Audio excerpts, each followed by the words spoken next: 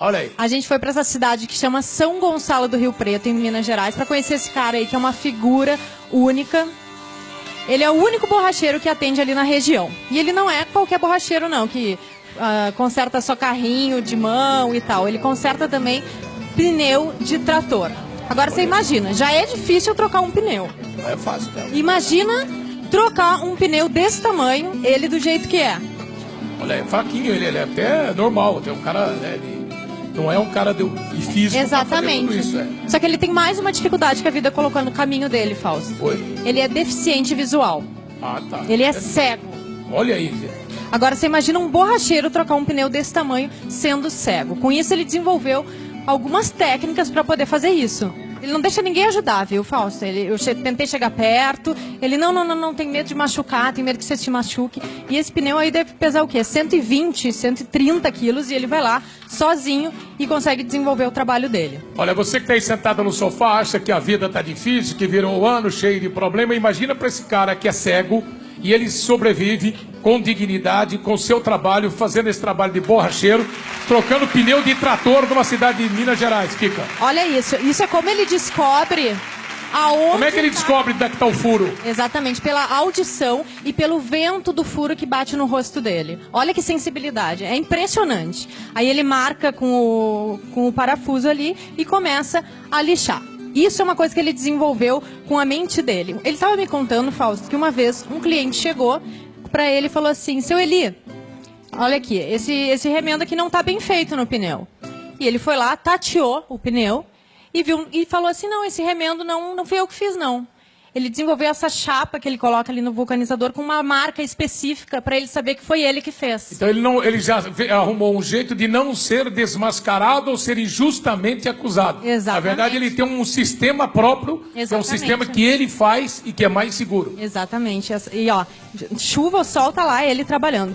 Isso é uma coisa muito interessante. Você pode me perguntar, mas se ele é cego, como é que ele vai calibrar? Isso. Eu até trouxe aqui, encomendei com o Renato um calibrador para mostrar como ele faz. É outra técnica que ele inventou. E não existe calibrador em braille, tem?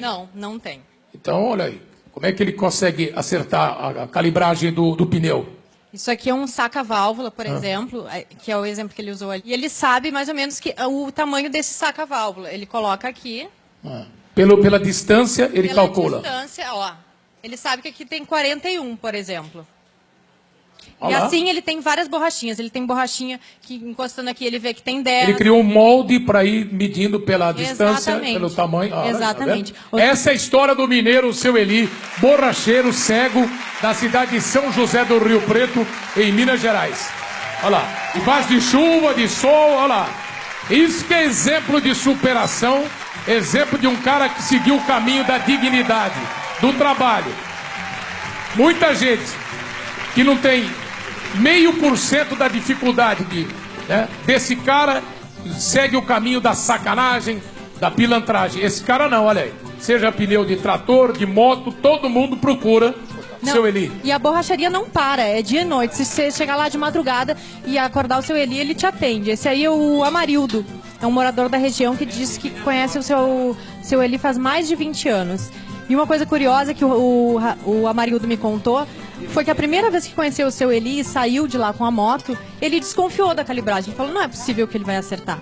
Passou no posto de gasolina e deu lá 26 libras. O seu Eli realmente consegue calibrar como uma máquina automática. Olha, bicicleta, motocicleta e o seu Eli, que é cego, supera essa deficiência visual.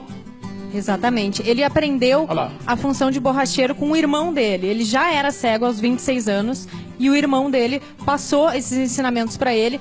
E o seu Eli aprendeu tão bem, é um tão bom profissional que acabou assumindo a borracharia, que ele ficou com muito medo, na verdade, quando ele perdeu a visão. E ele disse, a borracharia para mim é tudo.